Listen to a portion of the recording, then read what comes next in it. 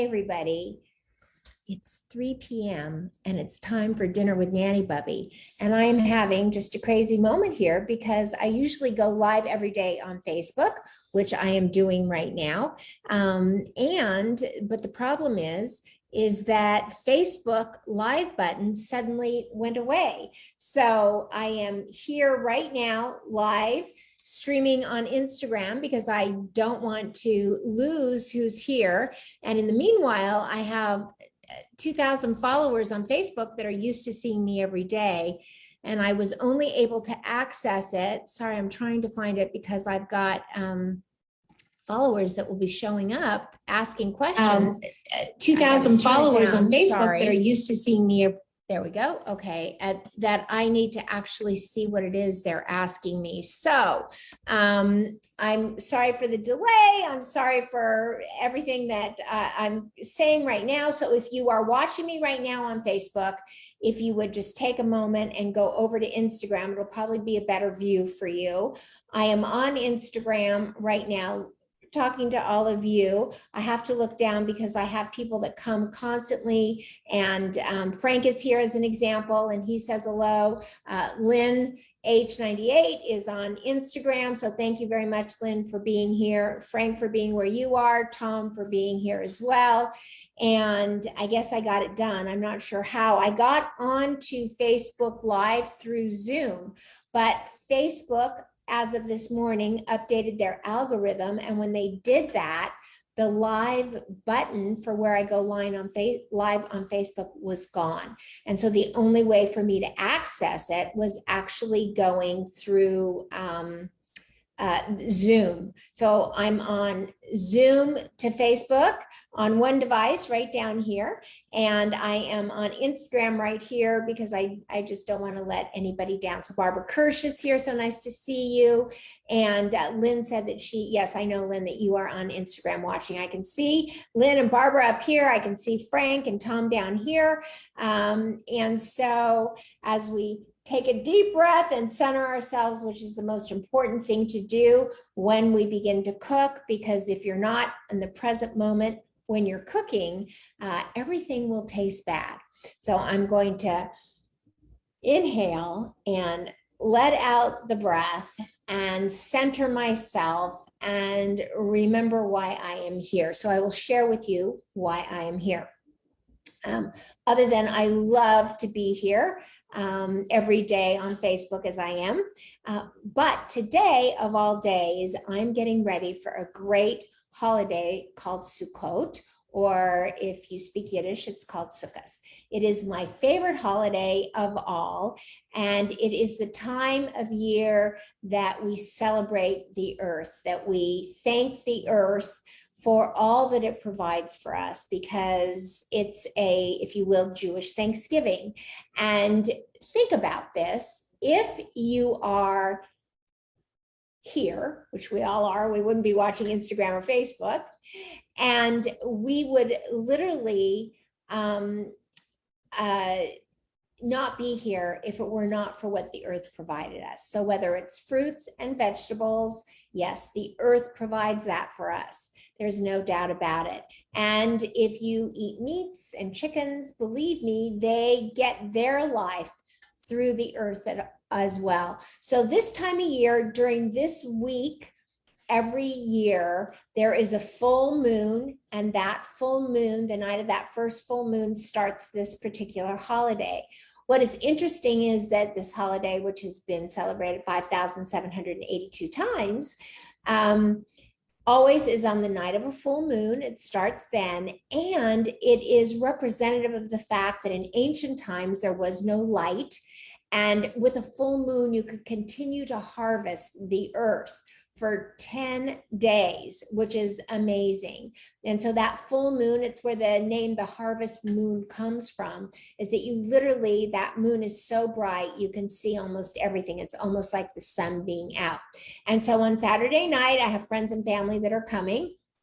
And what they are going to do is we are going to plant lettuces, which grow during the winter time, and we are going to harvest all of our tomato plants. And I've got my grandchildren and the grandchildren of my very dear friends who are coming to help celebrate this holiday. So what am I going to make? What I make during this holiday is very earthy food, very back to old world food. And I tend to always go Italian and Mediterranean for that, which I absolutely love to do in just so many ways. So what I am doing is to start, I'm going to make Parmesan thyme crackers as an appetizer, which are absolutely delicious. I get this recipe from Ina Garden. Usually I adjust most recipes with a Nanny Bubby flair, but this particular recipe is just so delicious that I have not adjusted this in any form whatsoever. So I give full credit to the Barefoot Contessa, Ina Garden, and we will get started. So thank you everybody. If you're watching on Facebook, Facebook changed its algorithm when I was unable to access. I had to go through Zoom to get to you.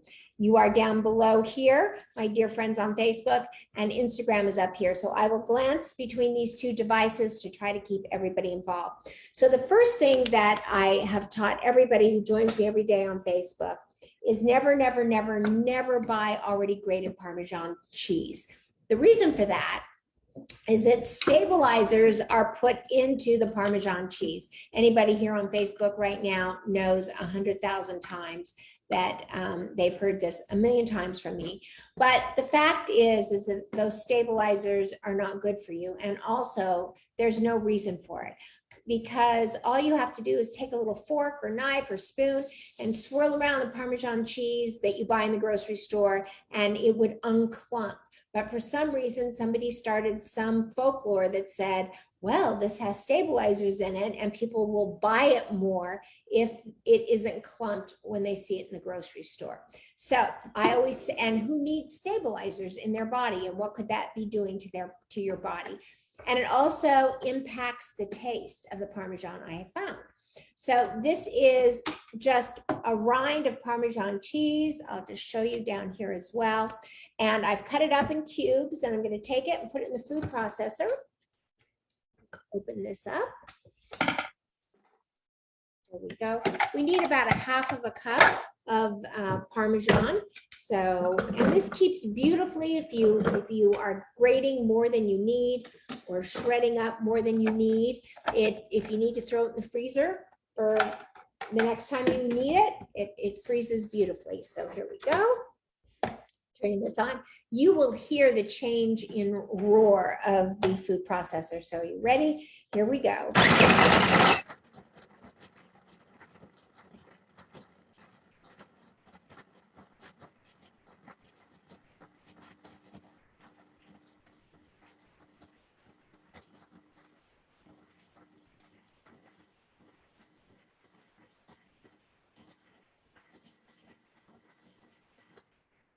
And there you have it. You can hear the change in the roar of the blades.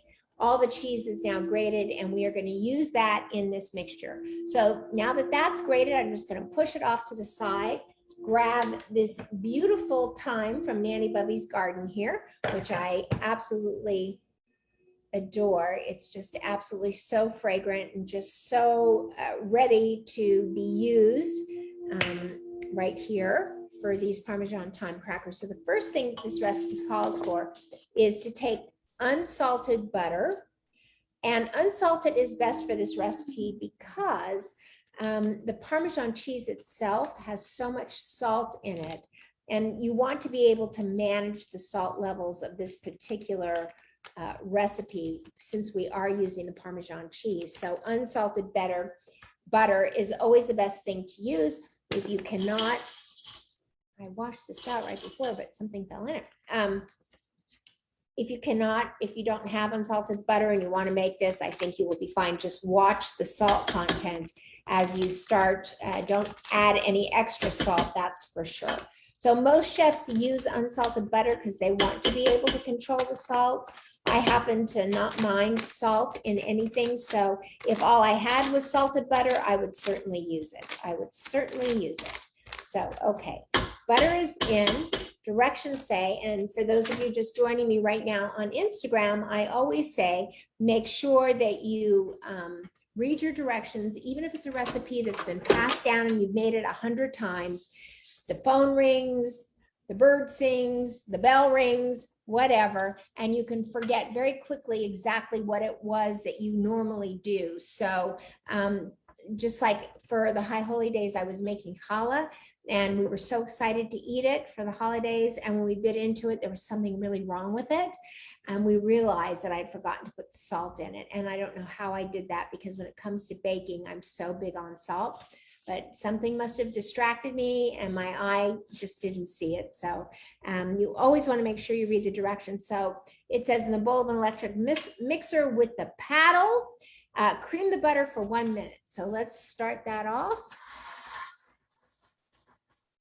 And sometimes you need to turn it up just a little bit, because the mixer just has a tendency not to get it. And so what you'll need to do is take a spatula right over here and just comb down the sides, just to make sure you get that butter into the paddle, because 1 stick of butter just is not a lot for this big bowl, and sometimes it gets mixed. So I'm going to do that here. Now let's turn it back on.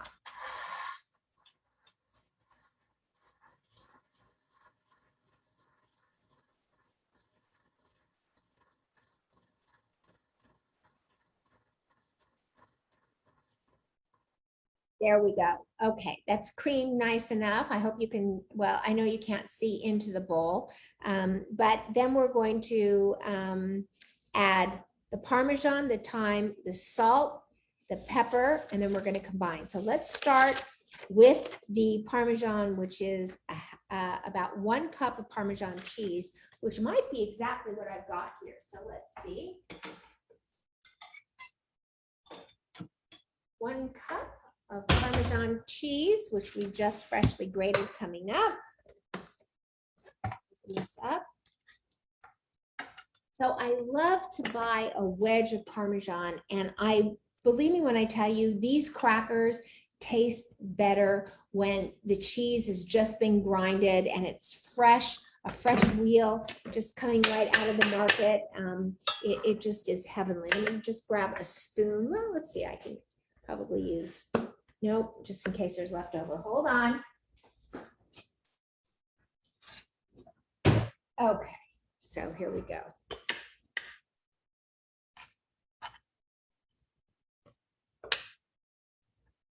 So if you're here and in the chat, type a 1 if you have ever made fresh crackers of any kind. It's something I never imagined that I could make. Certainly something I never imagined I would ever take or make, but I certainly just challenged myself to do this. And in doing so, I have fallen in love with this recipe. So you can see I've got this cheese left over. I can use it in the pasta or for the pasta that I'm going to be making on Saturday night, or I can freeze it, just as I said before. So here we go. 1 cup of Parmesan cheese right into here. 1 teaspoon of the minced fresh thyme, 1/2 teaspoon of salt, and 1/2 teaspoon of pepper. So let's put in 1/2 teaspoon of the salt right here. Now you might not want to put in this 1/2 teaspoon of salt if you're using salted butter. You'll just have to taste it after you have done it, if you're using the salted butter. And 1/2 teaspoon of pepper, which really gives it some nice heat. Remember that everything you cook is a balance of fat, salt, heat, and acid. So what gives this just a little bit of the acid, it's mostly fat. So you've got 3 out of the 4 in here, not much acid at all, but it's not missed because the flavors, this is lemon thyme, and that adds a very acidy taste. So this is heavy on the fat. It's certainly heavy on the salt. So we've got a lot of fat. We've got the Parmesan, we've got the butter. So we've got a lot of fat into this recipe. We've got a lot of salt. because the Parmesan has a great deal of salt, and we just added pepper to it. We added a teaspoon of salt to it. Has the heat because of the pepper.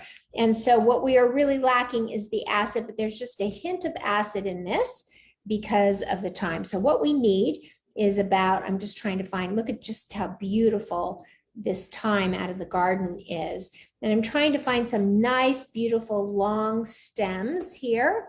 So Teresa's here and Cynthia's here. Hey guys. So you guys are on Facebook. Facebook changed its algorithm and I was unable to go live today on Facebook. And even though you see me on Facebook, I scientifically or as an engineer said I could probably access Facebook live through Zoom like I do when I do interviews. And so that is how I am finally on Facebook with all of you, is I'm actually coming through Zoom and watching myself on Facebook Live. And I saw this morning that I had to accept certain things on Facebook. And I had no idea until I went to go live at 5 minutes to 3 that there was absolutely no way I could access the live button. It just was not there. So that is why I'm not seeing you guys as you come in. Cynthia says hi. I don't even know if I can scroll, and I cannot even scroll to see who came in before Cynthia. Somebody type if you see somebody on top of Cynthia before she got here, and said hello if there's somebody that I'm missing. I just can't see it. But I went live on Instagram just to, for fear that I was not going to think of a way to get on Facebook. So this happens like every, I don't know, 90 to 120 days. Facebook changes its algorithms. A couple months ago, the button that you reverse. So right now on Instagram, the Nanny Bubby logo is mirror and it doesn't read correctly. On Facebook, there is a button where you can switch and reverse that so the logo reads correctly. And all of a sudden, 120 days ago, that button went away and we flipped out and did about a week's worth of shows with the Nanny Bubby logo going the wrong way. And then suddenly the button was back. It was just crazy, right? The button was back. So you know, I do not know why all these algorithms change. I know that from their end, there's sound reason for it, but from a user who is here to entertain and give information and, you know, be with you on a daily basis, for me, it's extraordinarily frustrating, but we do what we have to do. So let's see, where's my knife? Okay, I've got about 1.5 teaspoons here. But once you mince it, it really minces down, and really having, if you can all see this, I'm not sure if you can, yes you can, have to check both devices to be sure. If you look, you can see that once you mince it, it all condenses down. I also think that even though this recipe calls for about 1 teaspoon of thyme, and I'm more or less eyeballing it, I just think that you couldn't go wrong adding just a little bit more, even a lot more, honestly, because as I said, the acid of the herb, and this is lemon thyme, so it really adds just a nice acid to all the fat and the salt and the heat. Okay, let's just do a little bit more. Anybody have any questions? So let's see, it's called Facebook jail. Yeah, I guess it is. It's just so crazy, Frank. Thank you for mentioning it. And I really appreciate Teresa and Cynthia and Frank being here, and anybody else who is here on Facebook. I can't actually really tell, and I can't scroll up. I can only look up and see who's here and who said something in the moment. I was noting before most of you got here that this week is the wonderful holiday, my favorite Jewish holiday of Sukkot, Sukkot, if you say it in Yiddish. And it basically is the Jewish Thanksgiving, which I love. I'm having friends and family here on Saturday evening. We're also celebrating my son-in-law's birthday. It is the celebration of the earth and that which the earth gives us, and a reminder that earth totally has dominion over all of us. If it does not provide the ability for us to grow food or to grow our animals, then of course we would starve. And so it's just an opportunity to remember the earth and to thank Mother Nature for all that she provides. And I just love all of the tradition behind that. For 5,782 years, the tradition always comes up. The holiday always begins on a full moon, and it's always a harvest moon. And I really actually believe that's where it got its name, harvest moon, because for all these thousands of years, this is when for 10 days, everything that was planted in the spring is harvested. And if you really think about it, our ancestors did not have refrigerators. They had to prepare for the cold that was coming, and also the seasons that were coming, in which, you know, things go dormant in the winter. And so as a result, there's a big celebration around harvesting, and the full moon allows you to harvest at night because that harvest moon is so bright that it's almost like sunlight. You can see so well. And so on Saturday night, my grandchildren and my dear friends' grandchildren will be planting seeds and planting lettuce plants, which grow great during the winter. All of the kale and the butter lettuce and the iceberg, that's why they call it iceberg. We're going to be planting those.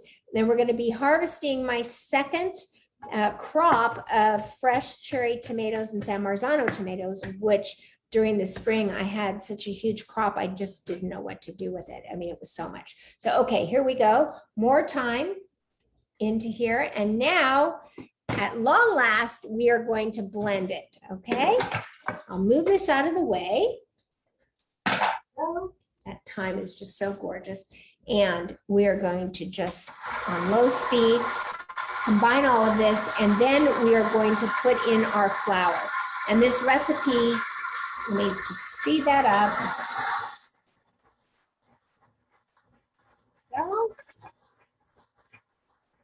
Oh, ex-Valerie. Valerie Simon is here. Hey, Valerie, nice to see you.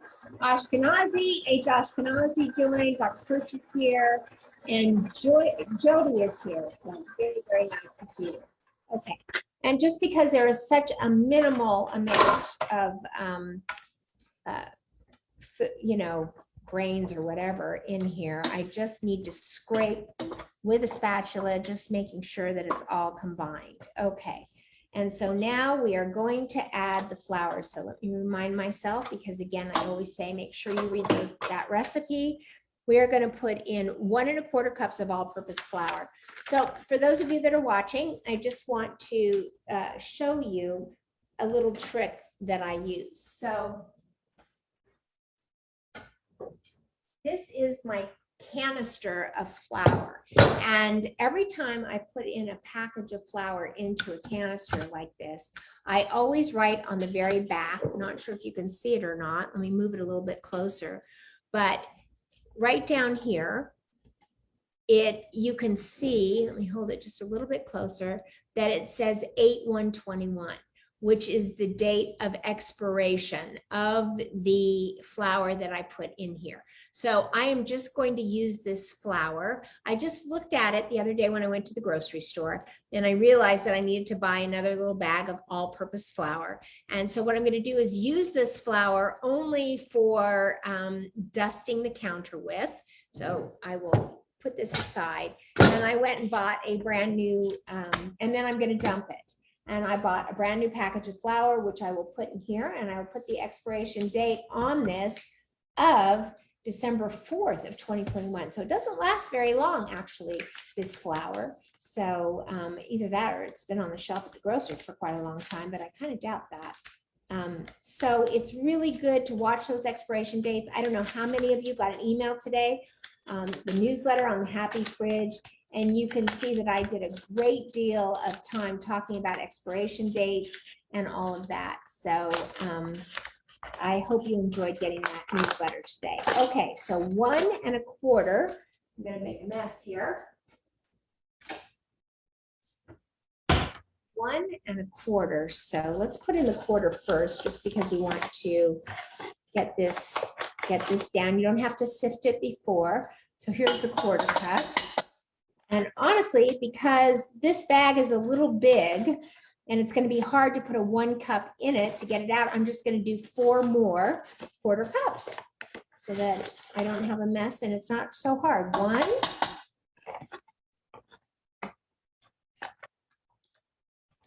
2,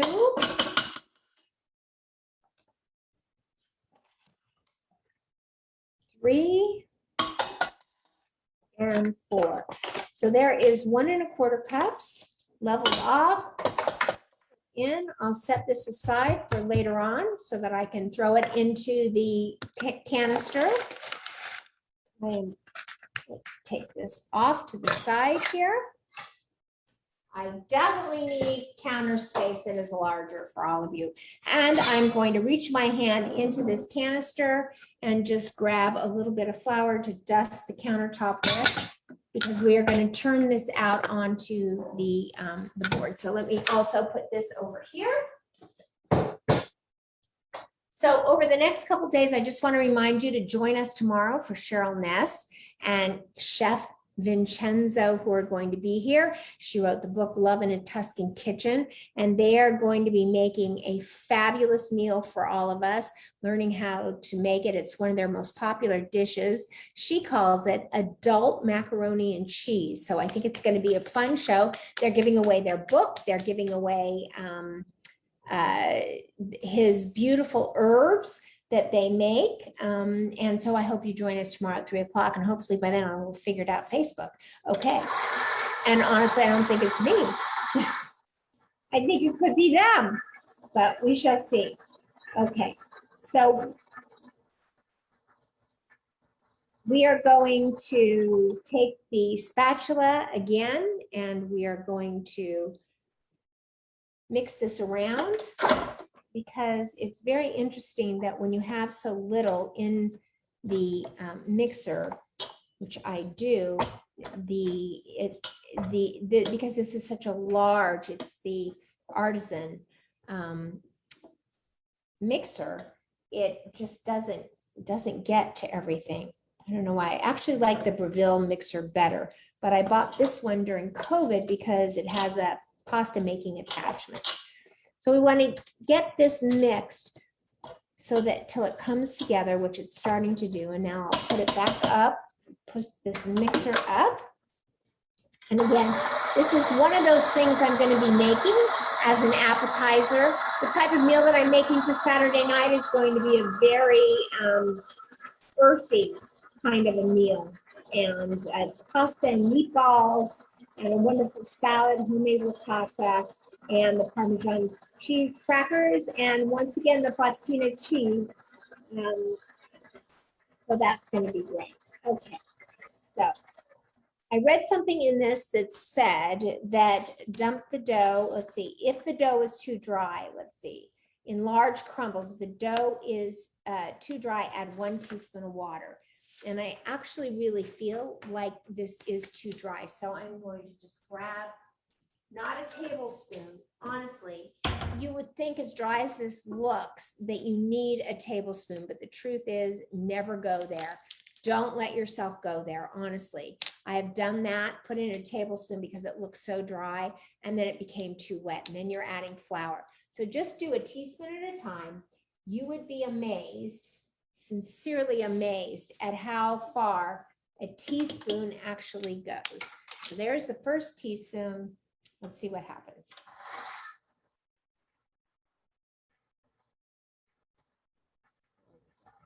Much better. And it did the trick.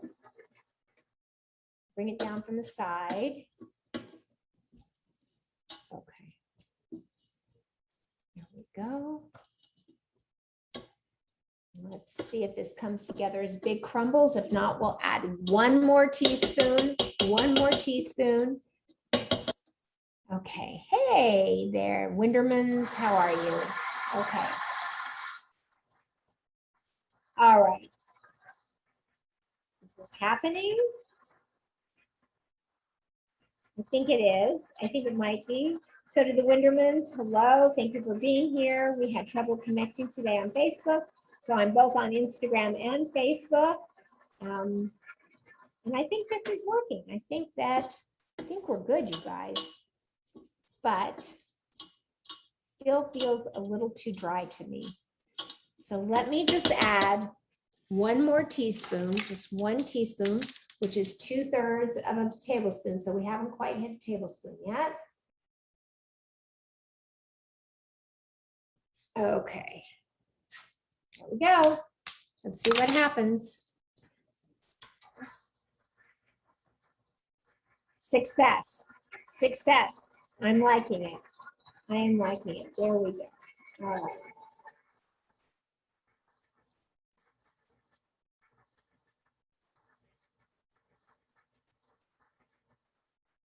Okay, so what I want to tell you is that I have cleaned this countertop with food grade hydrogen peroxide, wiped it very, very clean, wiped it well with a paper towel, did it about 30 minutes before I got ready to this point because I wanted to make sure that the countertop was dry enough to accept all of this without compromising the moisture of the ingredients. So we're going to take this and just turn it right out onto the countertop. Now, of course, it says a board, but I long ago learned that my granite is a fabulous place to work. And as long as I have disinfected it through food grade hydrogen peroxide and dried it correctly, then I know I'm good. So look at this is coming together nicely. And so what we're going to do here, there we go, is we're going to form it into a nice disc, such as this. Go. And we want to make sure that it just doesn't crumble. And I really feel like it's still crumbling. So let's see if I pull it together as a disc. Let's just see if we have to put it back and add more water. Just not quite sure. Let's turn it over. No, it seems to be coming together.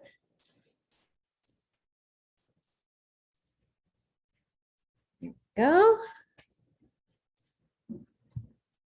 Go.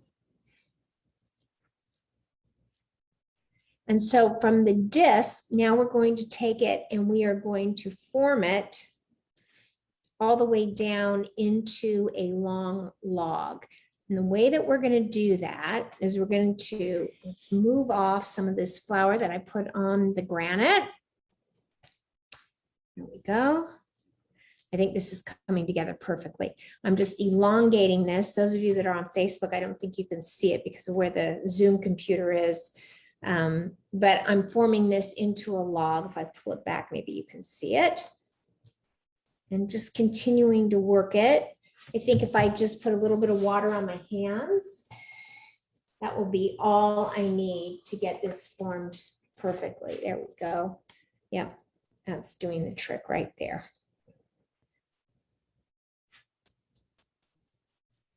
There we go.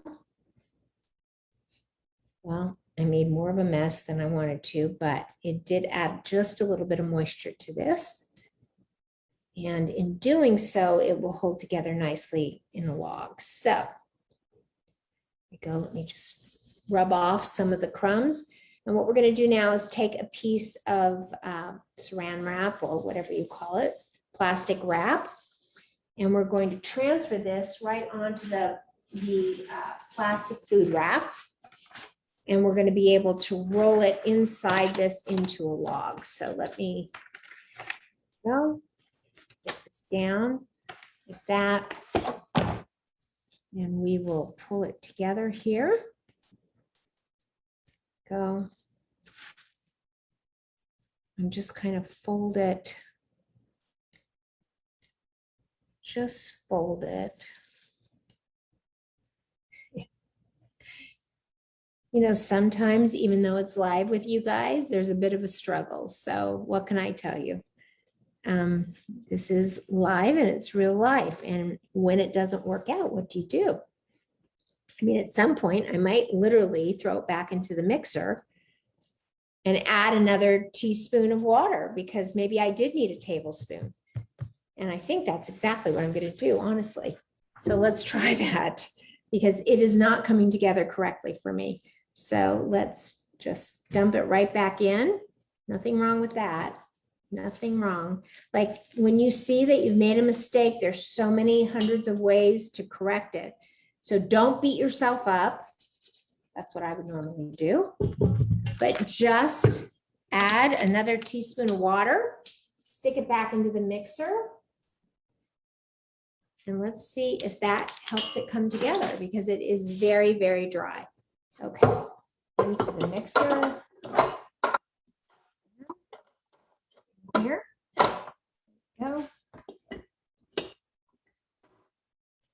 And up we come. And let's see if that.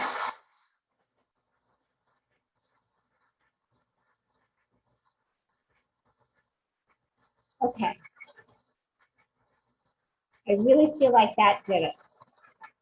And if it didn't, we will put it back in the mixer again and try until it's perfect. No shame in that. Okay, let's get this flour back onto the countertop. I think that's the key.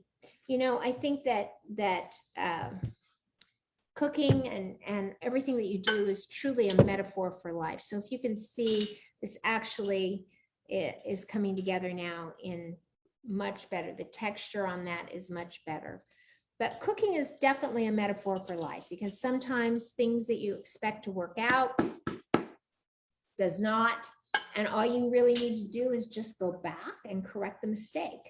And that's true in cooking. It's true in just about anything else that you do in life. You can make mistakes, but it's when you get your ego out of the way and you can recognize a mistake and having made one and just go back and correct it with, if that means correcting it by apologizing to people or just correcting that you needed to put more water in your log here in your Parmesan log. That's what it's all about. And that's why I love cooking so much because it gives me courage. It gives me courage to live my life in this world with other people because it's about literally being able to say, I didn't do that correctly. And I need, if you can give me the opportunity to go back and do it right. And that's what putting this back in the pot actually represents to me in the bowl, into the mixer. It's, I made a mistake. And all it was a teaspoon of water, but nonetheless, it was a mistake. And let's go back and correct that mistake. So, okay, here we go. Trying again. Here is our piece of plastic.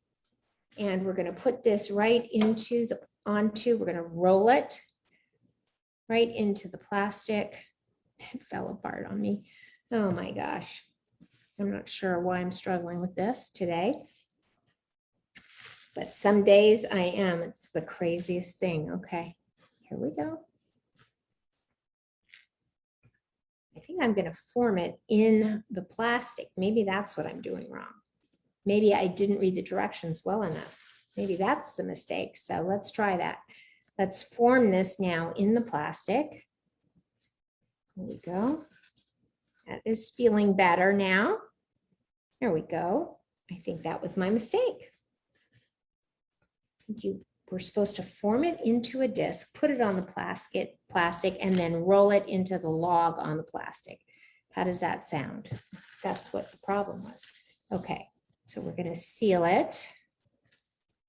And the really great thing is that this will last for 4 days in the refrigerator. And in my case, I only need it to last for 3 days until Saturday. I'm going to roll this nice and tight. There we go. And then what we will do is we'll take it out of the refrigerator when it's nice and cold on Saturday night, and we will slice it into discs and put them on a cookie sheet. And then we will bake them in the oven at like 325 degrees. So there you go. There we go. This is coming together very nicely now. There we go. So the plastic is great because the plastic allows you to actually hold this log tight while you form it into some equal sheets of equal sizes, and that's it. So let's see if I can lift this up so that you can see it. This looks great. Okay. for fear of it falling apart, but there it is. And as you stick it in the refrigerator, the butter binds and everything comes together. And I will slice it onto a sheet pan and serve it as appetizers. So, wow, that's it for today. That was some day, right? Nothing but happenings one way or the other here. So remember to join us tomorrow for Cheryl Ness and Chef Vincenzo as we explore more love in a Tuscan kitchen. I'm happy to always have them as my guests. I love having them. Everybody else loves them. They're making a great pasta dish. And also download your happy fridge. And that's it for me today. On the count of 3, 1, 2, 3, go out and spread love like butter. Bye, everybody. See you tomorrow.